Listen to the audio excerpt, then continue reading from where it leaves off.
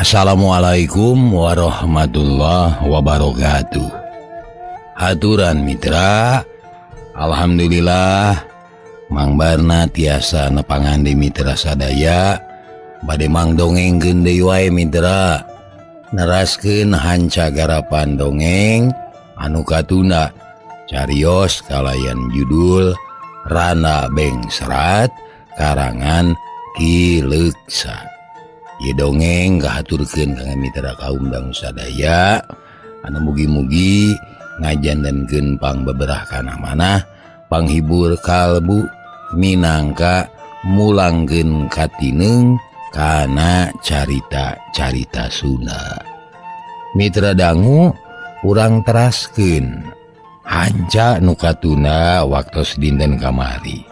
Sok kabarayun sadayana.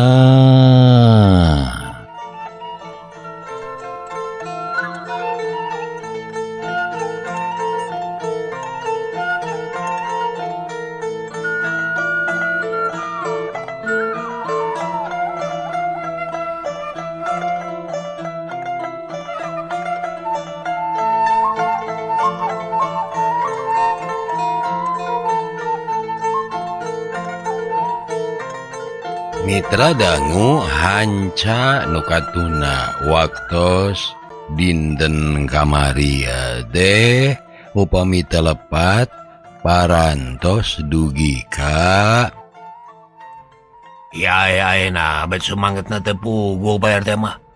Sumang eta caritaan teh teu akur jeung kahayang kuring. Nah bet kitu cek Mang Ading. Ulah hayang menang sorangan. Kuring salaku RT moal ponteng kanu koneng, moal cut kanu hideung. Sagala rupa tindakan kudu make ungang-ungang, kudu dumasar kana undang-undang. Teu meunang mawa karep sorangan. Mahala batur mah babari, tapi nanyieurkeun keadilan mah hese. Kulantaran kitu sadaya kudu nurut kana komando ti kuring. Sing saha anu gagabah kudu tanggung jawab dina akhirna. Cek RT begitanes. Atuh jep jempe Mang Ading oge teu wanieun nyarita deui. Angin pasir ngadalingding nebak kana ucuk eueuh. Pating arulang oyag-oyagan jiga anu ngagupayan. Dangdaunan pating korosak kaoyageun ku angin anu ngahiliwir. Sedengkeun manuk-manuk krecet disarada dina tatangkalan.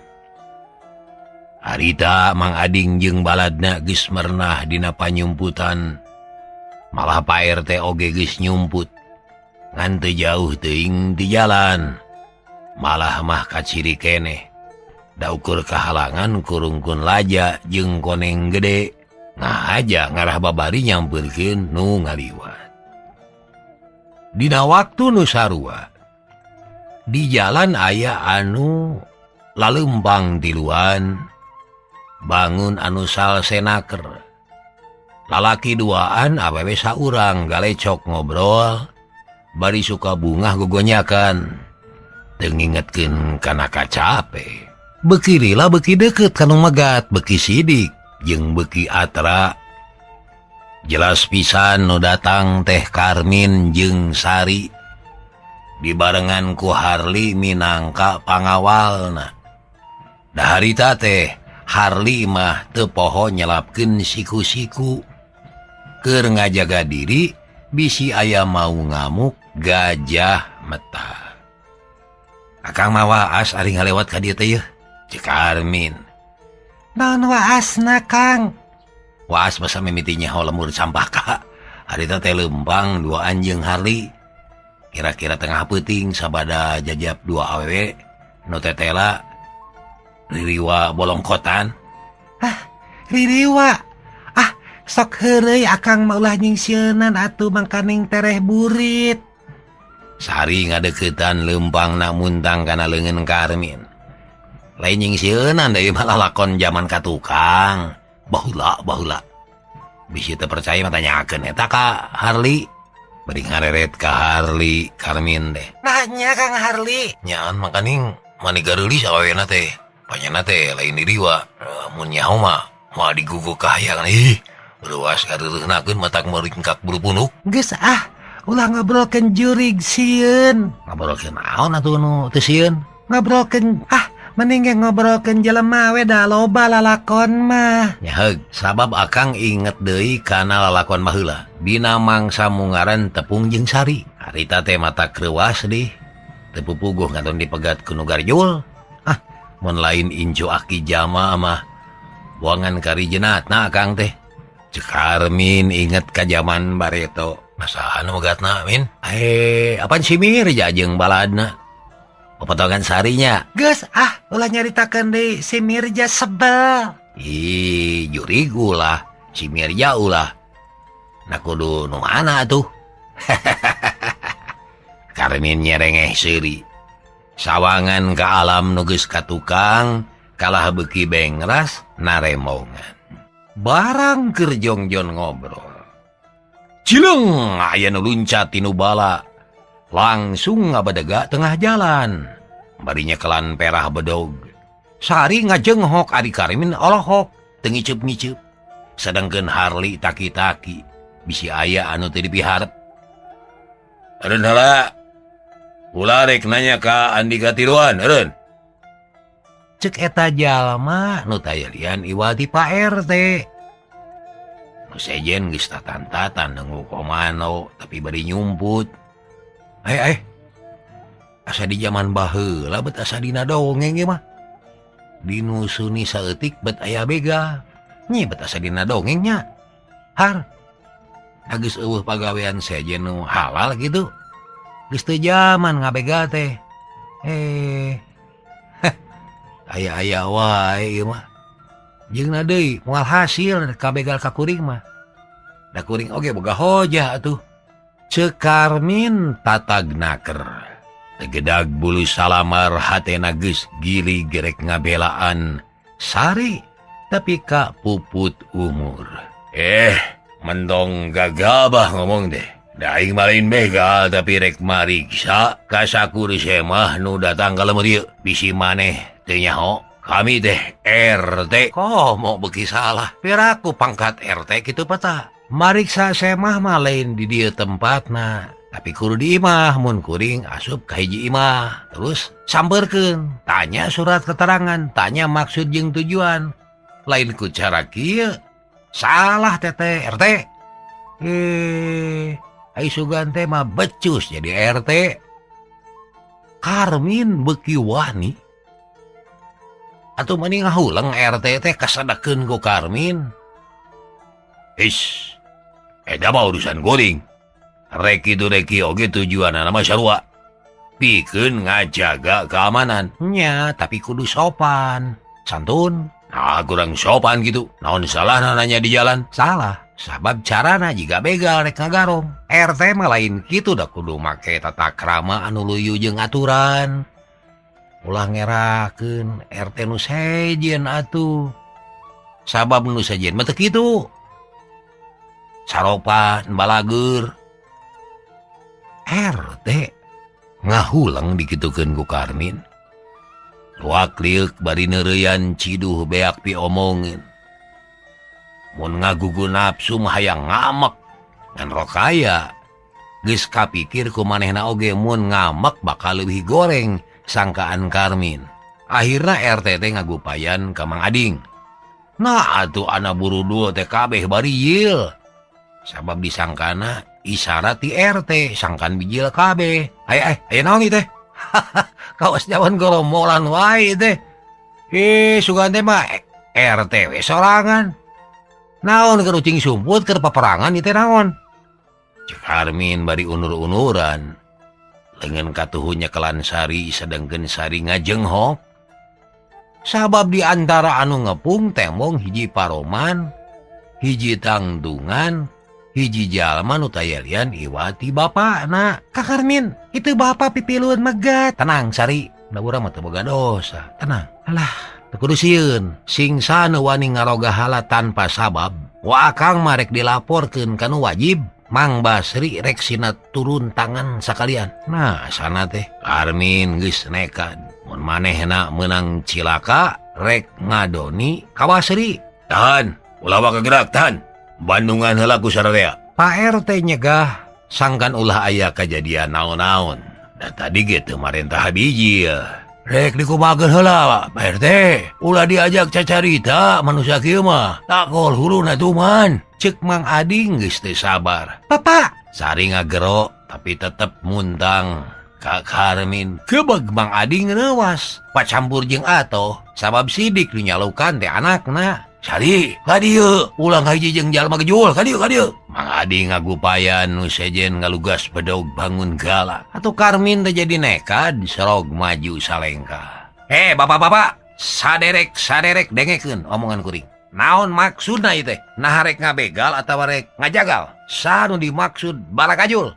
Saha nu dituduh jahat ku aranjeun? Coba geura jawab. Teh mah kudu megat mani raung silaing cenah. Pak RT teu geunah cicing.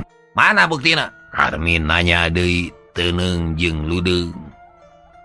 Yap, sararea jempe daya nu wani nemalan bingung ku pikecapeun. Coba. Saha nu jahat teh? Mana buktina pangna disebut jahat? Awas. Lamun teu bisa ngabuktikeun, maraneh kabeh ku kami dituduh jahat. Sabab geus bukti. Megat nu ngaliwat ku cara kieu. Sedengkeun nu kieu lalampahan teh taya lian iwati begal. Bisi aranya teu nyaho. Kami datang ka dieu jeung Kapten Basri ti Bandung. Mitra beki jembling jalma teh. Reuas ngadenge kitu mah. Jeung deui sararea sadar yen cara kitu teh memang salah. Heuda geus lain jamanna. Malah Pak RT mah mani rerempodan bisinya Karmin teh dibarengan ku Kapten Basri. Sabab tadi ngadenge beja yen Karmin turun tina sedan. Jang, mugi sing terang heula Jang, ulah ka bendu Jang. Kuring mah tadi ge tenang. Teu boga niat jahat. Sabalikna aranjeun kudu tenang. Nek anahan magatan kuring, anu teu tuah teu dosa. Nanti ari garelo mah ulah sasauran gitu Jang. Kieu geura. Barabat Pak RT teh nyaritakeun ka sang tukangna. Pangna aya kajadian kitu. Pak RT jeung rombongan kasieunan. Bisinya aya norek ngaroga hala ka Mang Ading. Atuh cakak Karmin teh seuri. Nah bet baralet teuing. Nabat beunang di mainkeun ku jalma balegug. Kawas lain kolot bae. Kuring mah datang ka dieu teh. Taya lian maksudna jajab Nyi Sari. Nu hayang balik ka kolotna. Pangna dijajabkeun. Nyi Sari kasieun dumeh rumasa boga dosa bareto basa ini teu bebeja. Taina rek menta dihampura. Bari sakalian masarahkeun deui dirina salaku anak ka indung jeung bapa. Ari kuring pangna marengan teh atau pangna jajab teh. Sabab kuring pisan anu manggihanana di Bandung. Jeung kuring pisan anu diteangan ku Sari teh. Ngaran kuring Karmin. Pisalakieun Nyi Sari. Ta ayeuna rek ngalamar ka kota. Kitu maksud teh. Ceuk Karmin bari pepeta. Ari Sari muntang kana leungeun kenca Karmin. Gue sakur nyaksian Allahok. Teu percaya kana omongan Karmin. Kuring minta idin rek milu nyarita. Cek Harli. Diidinan ku kuring. Pok ngomong li. Sok ngomong. Karmin miheulaan nyarita. Ngaran kuring Harli. Sobat medok Karmin. Tidak leutik. Taina rek milu bebela. Sabab sidik pisan sobat kuring disangka jahat. Kuring ngabejaan ka sararea. Karmin lain jalma jahat. Tapi jalma sial. Tapi najan sial ge untung keneh. Boga panutan anu satia. Nyatana Nyi Sari. Taina aya kejadian kieu. Tangtu aya dalangna. Sabab tadi ka imah kuring aya hiji jajaka. Nu ngakukeun ngaran Jahri. Ngomong nama alona Mang Ading. Mikeun surat saceuwir anu unina teu pikahartieun. Taya surat cek Harli terus ngewir-ngewir surat nu memang aja dibawa butuh bukti. Mitra kaum dangu Mang Ading jeung baladna ngarenyak sabab tadi memeh init kadinya kungsi narempo dua jajaka nu hiji Jahri nu hiji deui Ajum. Bener teu salah di imah Mang Ading aya jajaka duaan. Salah sahijina ngaku ngaran Jahri nu saurang li Ajum Surajum. Ajum?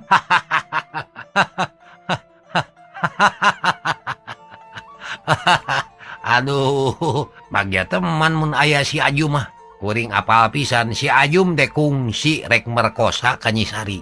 Malah dibawa ka sawah, rek dipaksa pirusa ku tiluan jeung baladna. Ngan kuring heran ye. Nah mah kayak di luar ari si Ajum. Apan mahena teh dibui lin. Ngomong nama karek keluar ti bui. Cek Mang Ading milu nyarita. Manehna jadi penasaran ngadenge gitu mah. Bisi teh nyaho. Nu jahat jeung baragajul mah si Jahri jeung si Ajum. Taeta nu kudu ditewak mah lain kuring jeung Karmin. Bisi teu percaya pek tanya Nyisari nu jadi saksi asli. Cek Harli bari nunjuk ka Sari. Pok atuh Sari nyarita. Nya bener. Si Ajum Surajum jahat jeung buraong. Mun gitu mah hayu urang kalemur babarengan ye. Hampura atuh Mang ye. Cek Pak RT bari ngajak kesalaman ka Karmin. Gap di tampanan. Ari Sari nyamperkeun ka bapana gabrug ngarontok segruk ceurik. Rek nyarita teu kaduga eleh ku piceurikeun nu nyalek dina tikoro.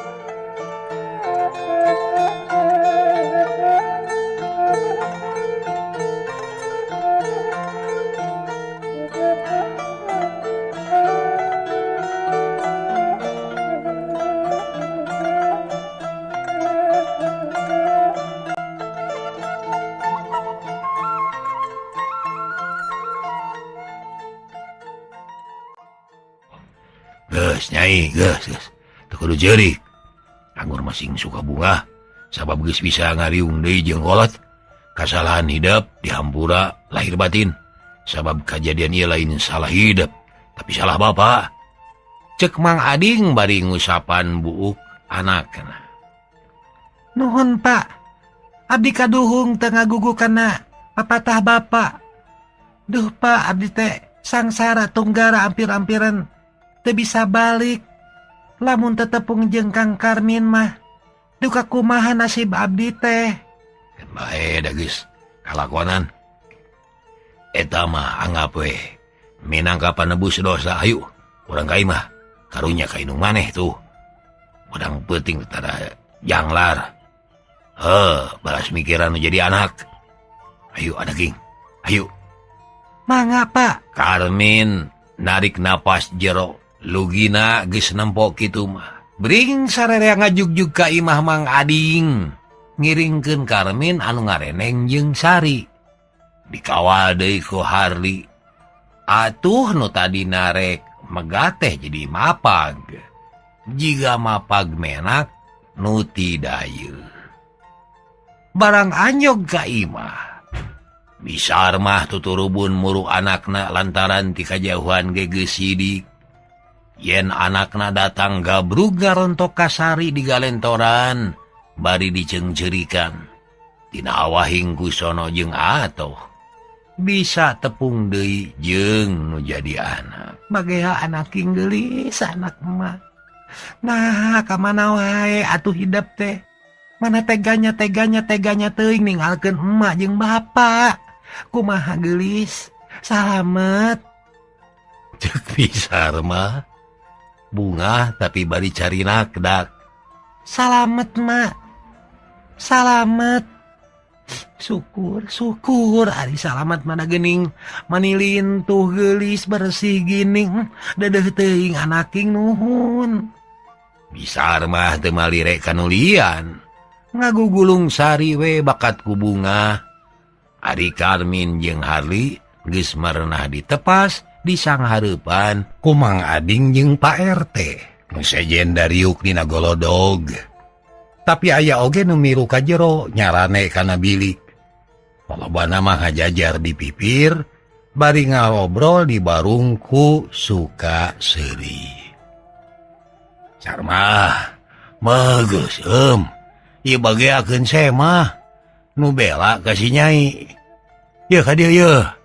Cek Mang Ading ka pamajikanana. Hampura Ujang, Jang Karmin. Hampura, mate kasep hampura. Cek Bisar mah bari ngajak sasalaman. Cipanon reumai kene. Sami-sami mak, abdi ge nyuhunkeun dihapunten, cek Armin. Geus we urang silih hampura ayeuna mah tapi kumaha ieu teh anu sanyana atuh. Nabat jadi kieu asa pabeuli teuing lalakon teh. Mana nu bener ieu teh lalakon teh. Nu bener mah Jang Karmin. Jeung anak urang. Nu salah mah si Jari jeung si Ayum. Mana ayeuna? Mang Ading kekerot nahan amarah. Itu dipipir dijaga ku Hansip. Kumahakeun jahatna teh Pak RT? Keun sabar. Urang pasrahkeun kana wajib. Da buktina geus jelas ayeuna mah. Surat ti Jang Harli jadi saksi mati. Yen nu duaan deh rek nipu sanyana mah. Keun eta mah rek diurus ku kuring. Bibi jeung Mamang mah tarima we saya mah. Hormat sing sakumaha mistina. Ceuk Pak RT bari terus rangdung, hatena geus gregeteun hayang nyocok kanu duaan. Jerut turun. Bisar mah buru-buru nyayagikeun cinte jeung lalawuhna. Di imah ngadadak loba jalma sarerea pada hayang tepung jeung sari. Nu geus sataun leuwih kabejakeun leungit. Gue di imah deh maniheurin usik.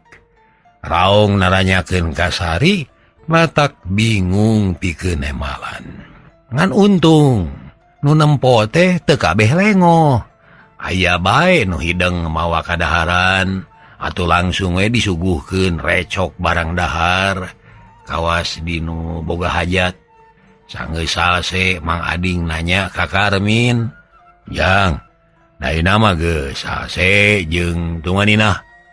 Bapak teh rek nanyakeun lalakon ieu teh. Kumaha ieu teh pangna bisa lawung jeung anak bapak teh? Oge kumaha maksud Ujang ayeuna? Mangga saurkeun ulah asa-asa. Keun anu geus kaliwat mah ulah diinget-inget. Ah ngapoe teh kungsi kajadian naon-naon. Ieu mah anggap mimiti deui we. Mangga Pak.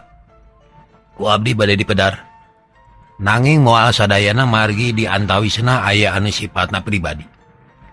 Teu sae kadang ku jalmi seueur gitu. Jangan anu lengkep nama taros bae tuang putra. Kieu Pak. Abdi teh langsung bae bade wakca. Yen abdi sareng Sari geus patali janji yen bade ngahiji laki rabi. Malih mah waktosna tos ditangtoskeun biayana mah tos sayagi. Itu ieuna tos kembal no dipariyogikeun ti bapa mah kahiji piduana, kadua widina, katilu mugi kersa ngawalian sakitu. Alah, kudan teh kitu. Nya nuhun alhamdulillah atuh ari kitu carana mah yeuh. Tapi kumaha tuh Jang? Iraha ieu teh waktosna. Mang Ading hampir teu percaya ngadenge kitu teh. Tapi ari hatena mah bunga. Maksud teh bade akad nikah teh dinten Kemis Payun gitu Pak. Dan moal waka raramean gitu asal salamet we heula. Atuh perkawis tempat disuhunkeun bade di lemur abdi we. Da kitu kapalae Nyi Sari oge. Kitu tah Pak. Sareng deui pangna naon gitu dinten Kemis Payun teh hoyong kasaksian gitu sareng nusok ngadongeng gitu Mang Barna. Da bade dongkap sareng teh gitu. Kalorsan anjeunna teh pas ulang tahun cenah Kemis Payun deh. Kemana wae main ngadongeng. Alah buharam itu lah. Mangga wae atuh teu naon-naon gitu oge. Asal salamet we.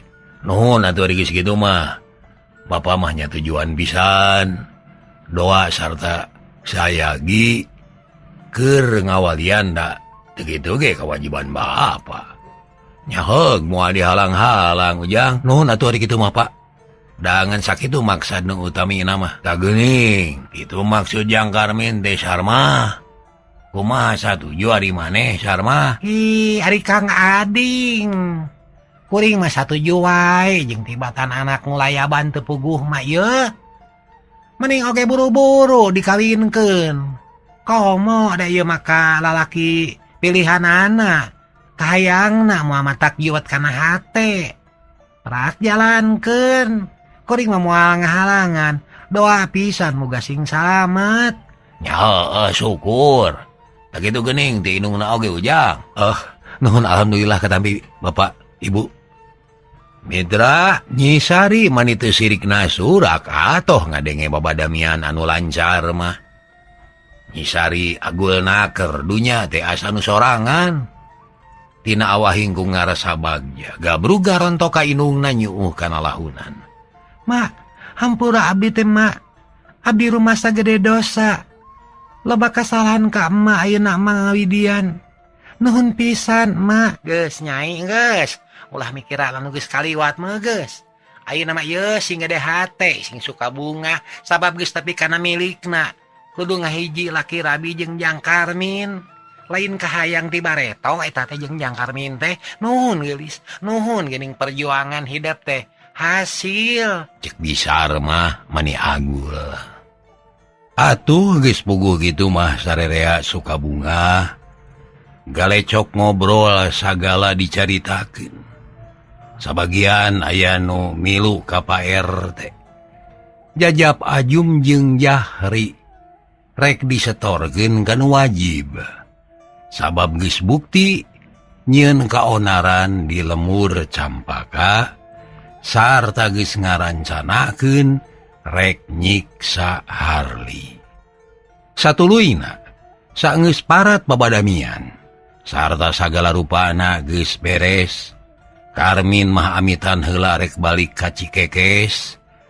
Ari Sari hayang nyacapkeun heula ka sono jeung indung bapa katut dulur-dulurna. Brala Karmin miang dibarengan ku Harli. Sari gugupai bari seuri. Temelang teu hariwang najan ditinggalkeun oge. Lantaran ayeuna mah geus percaya sapinuhna yen Karmin bakal jadi milik manehna. Teu kacatur deui itu ieuna. Kocapkeun bae sagala rupa persiapan geus beres. Surat-surat ku palebe direngsekeun ngabejaan ka Basri ku Mang Seno. Nu sejen-sejena ku Bi Urmi dibantu ku Aki Jama. Akhirna kari nunggu waktu anu tangtu ngadagoan mangsa nu utama.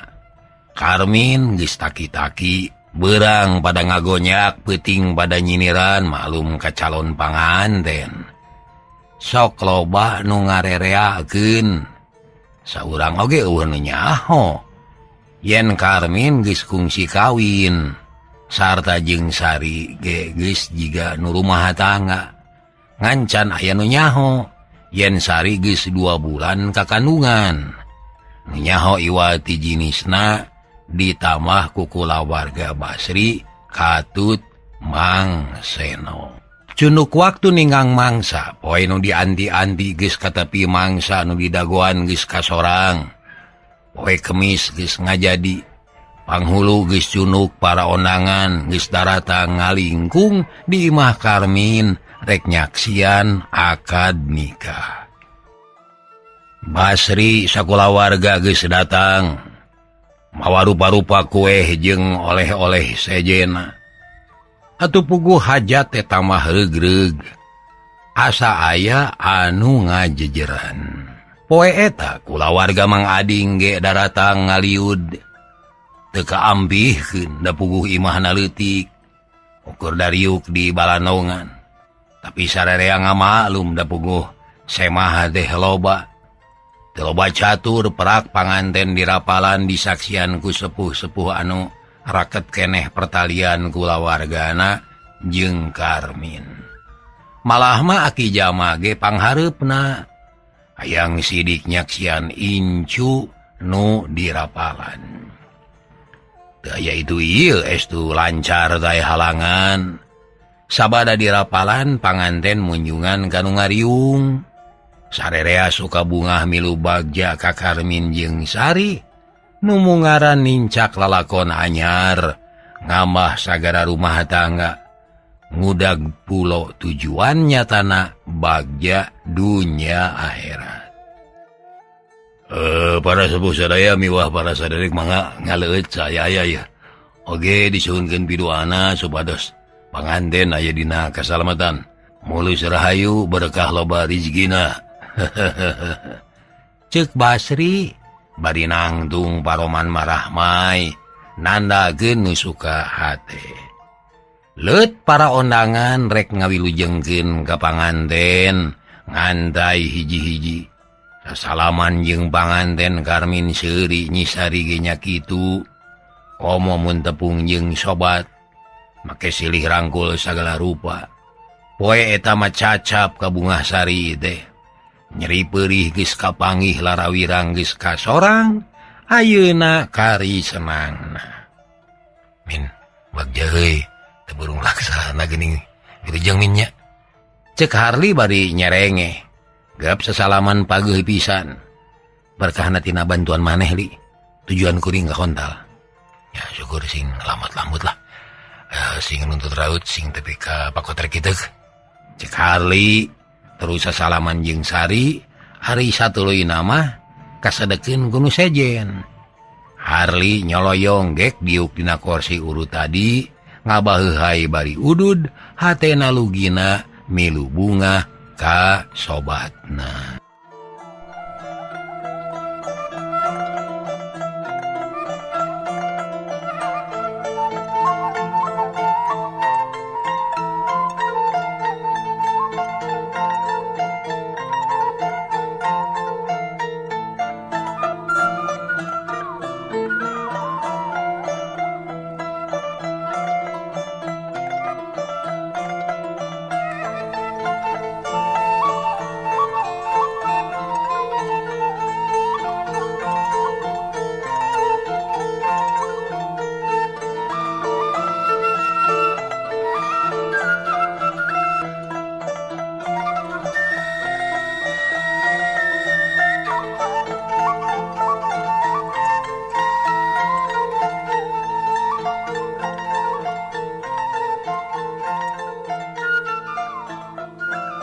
Cag urang tunda heula. Ayeuna urang samper deui nyaritakeun Marni anu aya di Kadipaten.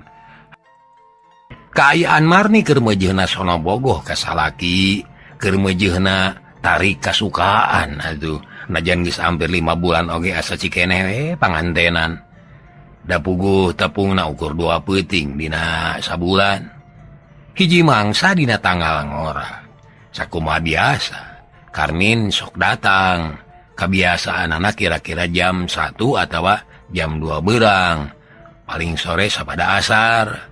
Tapi poe eta mah matak hariwang tegenah cicing. Lantaran geus jam 3 can jebul keneh bae. Wedak Marni geus luntur deui. Awak geus barau kesang deui hate lalenyapan di jantung ratu. Sabab nu di anti-anti teu daek sumping nu di dagoan teu aya datang. Matak nyeri beheung sosongeteun. Balas ngalieukan ka jalan. Ya Allah, naka mana heula Kang Karmin teh atuh? Aya halangan naon pangna teu buru-buru datang? Ceuk Marni bari ngadaweung dina Bang Barung. Mak nyawa yakin can datang keneh we hanas mani. Nyaho-nyaho kitu mah moal mani. Da geuning kalah ka bau kesang deui. Cenah, jadi ngarasa rugi tadi mani ya teh.